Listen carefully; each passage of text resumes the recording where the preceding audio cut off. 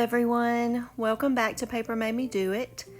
I am working in my Hobonichi Cousin right now. I'm doing a little bit of catch-up journaling, and I thought I would just turn on the camera and just kind of share this experience with y'all in case you're interested.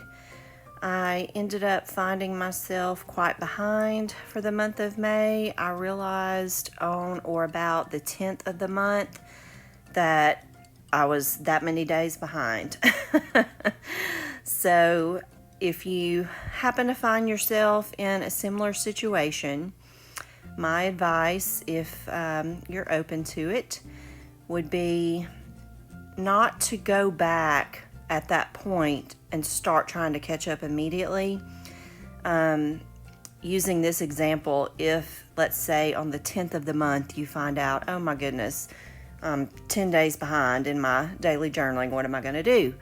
My advice would be on the 10th, start documenting on the 10th and put the majority of your focus on maintaining, being current from that point forward.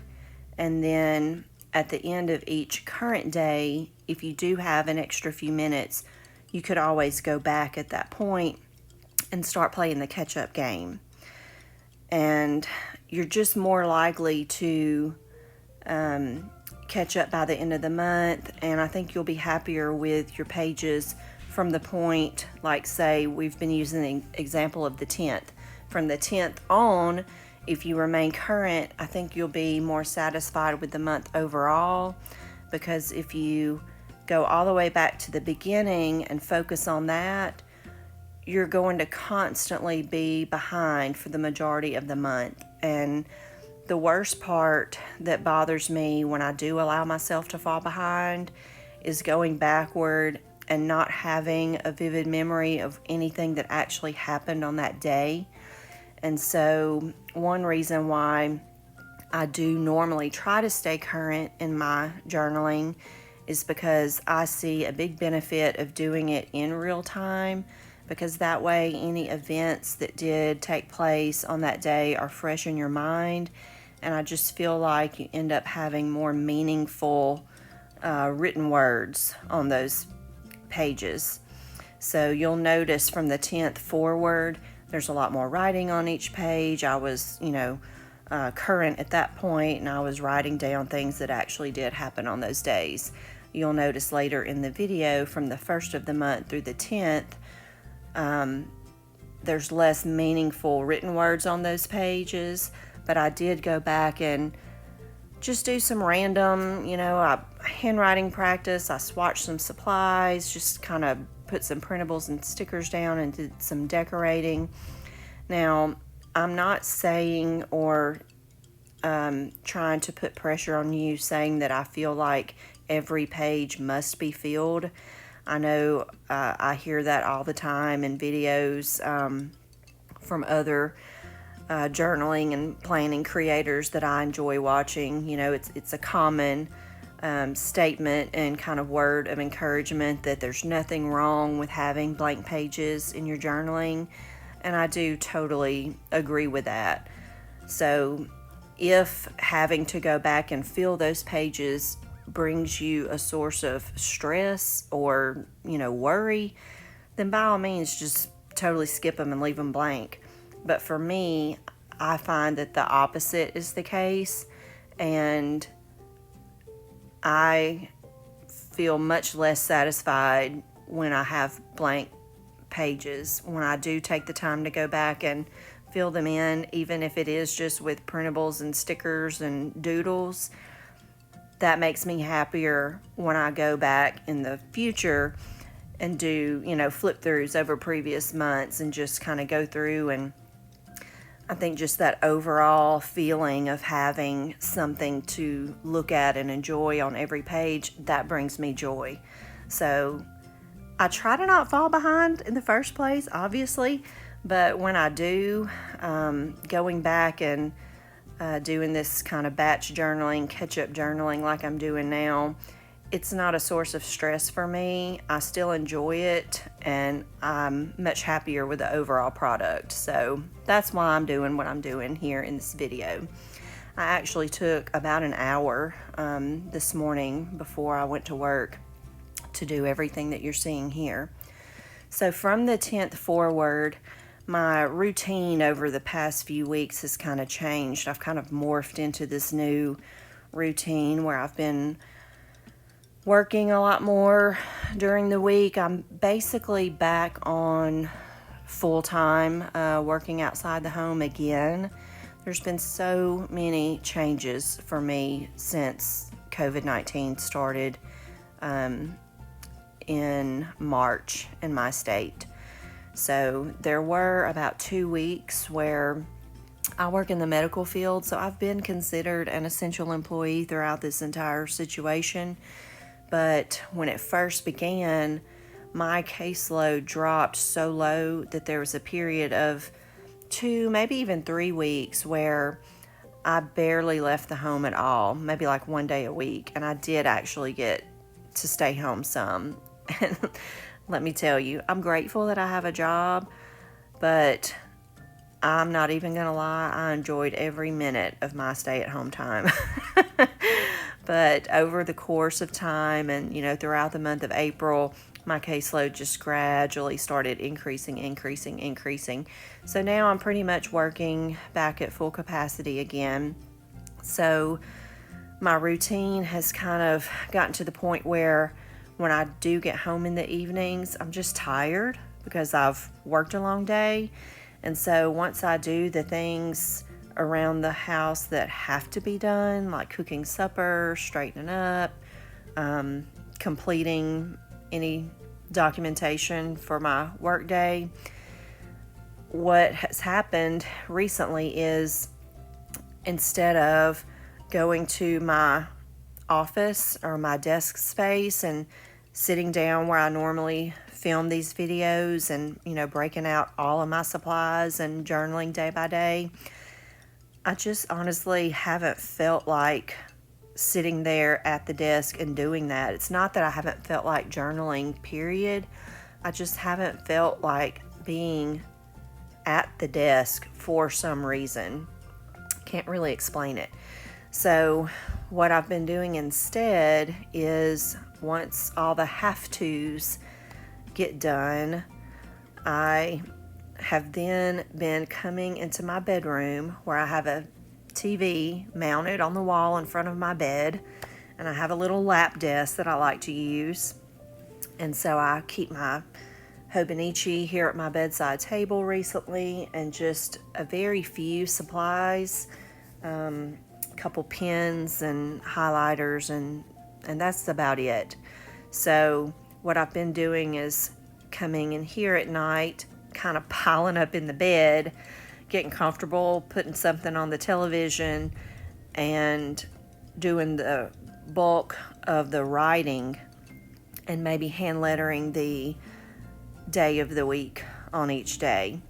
So that's why at the beginning of the video there were a lot of pages that were almost completed, and I just went back and added some washi to the bottom of the page or added a sticker, here or there. I've been completing most of the written part at night and just not having all of the supplies within reach to do the last little bit of decoration. So that has been a bit of a change for me, because for the most of this year, prior to the month of May, I have sat down and completed either one page or one double page spread from blank to total completion in one sitting. And that's kind of been my previous journaling routine. And so it has been a change over the past couple of weeks where I've done, maybe say 75% of the work on the page. And so now in this 1 hour that I took this morning, I'm kind of doing this whole batch catch-up journaling thing. And even though this is not my normal process, I thoroughly enjoyed myself this morning. This reminded me of another video that I did not too long ago in my monthly section, where the theme kind of ended up being use your stash. And I kind of felt that vibe this morning where I was just going through, those stacks of stickers and all my washi and just trying to use as many supplies as I could on each page. So will I keep doing it this way? I don't know. Time will tell. I kind of like both ways. I think as long as it gets done, that's what makes me happy. I love being able to flip back through these pages after the fact and just, see all these supplies actually being used. So another thing that I've been super into recently, I kind of, wax and wane with different topics over time, but fountain pens. Oh my goodness. I have recently rekindled my love for fountain pens. I've added a handful of new pens to my collection, so even though I haven't been doing as much journaling this month, even when I fell behind those first 10 days in this book, I was still putting pen to paper on a daily basis. I was just doing it in other ways. There for a while, I was doing the same thing where I'd pile up in bed with my lap desk and turn either a movie or YouTube on the TV, and I would just grab a different book that I use and get my fountain pens out and just practice handwriting, write poems and song lyrics, and practice new lettering fonts. So that's been something else that I've been doing recently and thoroughly enjoying. Most of these stickers that I'm using in this video came from the Stickii Club monthly subscription that I'm a part of, and I'm really loving that. One thing that I really like about the whole monthly subscription process is that you are allowed to switch between categories each month if you want to make a change. So I think there are 3 different categories that they offer. One is called Retro, and that's the one that I had originally signed up and normally am a part of. But then there's another category that I think is called Cute, and then there's even a third category. I'm not sure what the name of it is, but each month within a certain time frame, you have the ability to see the preview of what's going to be released that month. And if you want to change to a different category to receive a different package, you can go in and do that. So every month since I've been subscribed, I've been in the retro category, but this particular pack that I'm using mostly in this video, all those little stationery stickers, that was month before last, I believe, and it was part of what they called the Cute pack. So I logged into my account and switched from the retro to the Cute pack because I just could not pass up those little stationery stickers. They are so stinking cute. And then last month they had a really cute offering for the retro pack, so I just logged in again and switched back to the retro. So I think that's really neat that they allow you to go back and forth and see in advance, what you can expect. Other than those stickers, there's a little personal ephemera on the pages, not a whole lot, like that sticker on the left side of the spread there, that Yamabudo. That was a sticker on the packaging for, excuse me, a new fountain pen ink that I had ordered this month. It's an Iroshizuku ink from Pilot.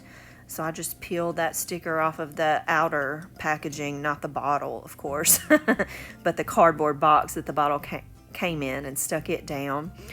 Those couple of postcards that I used as tip-ins came from NaNoWriMo. I had received them from some people all over. I have some other mail that I need to start tipping into my journals from NaNoWriMo. And if you are expecting a letter from me and haven't received it yet, do not give up on me. I still have maybe 4 or 5 people that I need to write. And yes, I realize it is May. I am terrible with time management. So please don't think that it's because I don't care or I have forgotten about you. I am definitely going to still get those 4 or 5 letters and postcards out to y'all. So if you're waiting on it, thank you for your patience. It will be coming. So here I'm going in and adding a few printables. Some of the ones that I had used earlier in the video were some that I had done myself. These here actually came from Courtney Diaz at Little Raven Ink on her Patreon account. And I think that's mostly what I went back and added. Printables, those Stickii Club stickers, and I'll leave a link to the Stickii Club in the description below if you've never checked them out. I'm really enjoying that subscription. And then, of course, washi tape. I put washi down pretty much every day. And I haven't added to my washi collection in a while, but I did make an order earlier this month from London Gifties.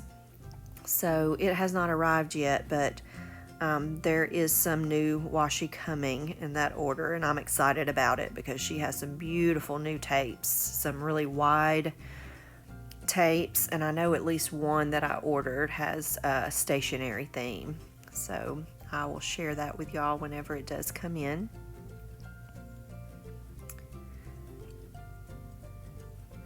I hope y'all are doing well. Let me know, what's going on in your neck of the woods. We are actually in the process of what they're calling phase 1 in my state right now, where business is not, back to normal yet from the shutdown, but we have reopened a handful of businesses that were previously closed, and they've done so with several restrictions in place, like for certain retailers and churches and fitness centers and gyms.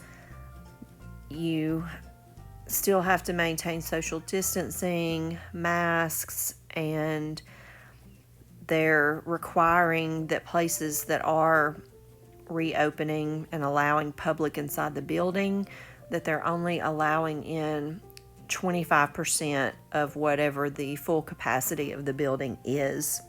So I know that has to be a source of stress for the business owners. I'm sure that they're happy to be able to reopen again, but I know that maintaining that 25% rule, and that's not the only rule there's actually several, probably more like 10 or 12 rules that they are having to go by during this phase.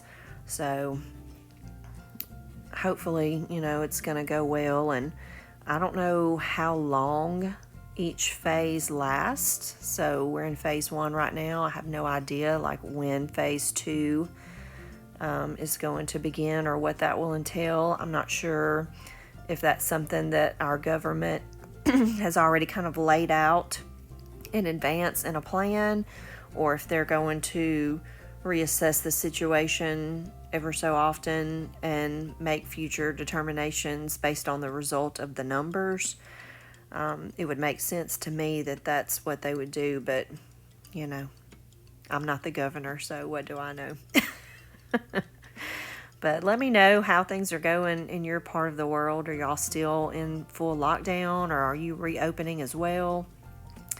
I know my son is a teenager. I've got 3 boys that are all teens actually, but my oldest son was ecstatic about the gym reopening, and of course I have some concerns about it, but I am allowing him to go back with some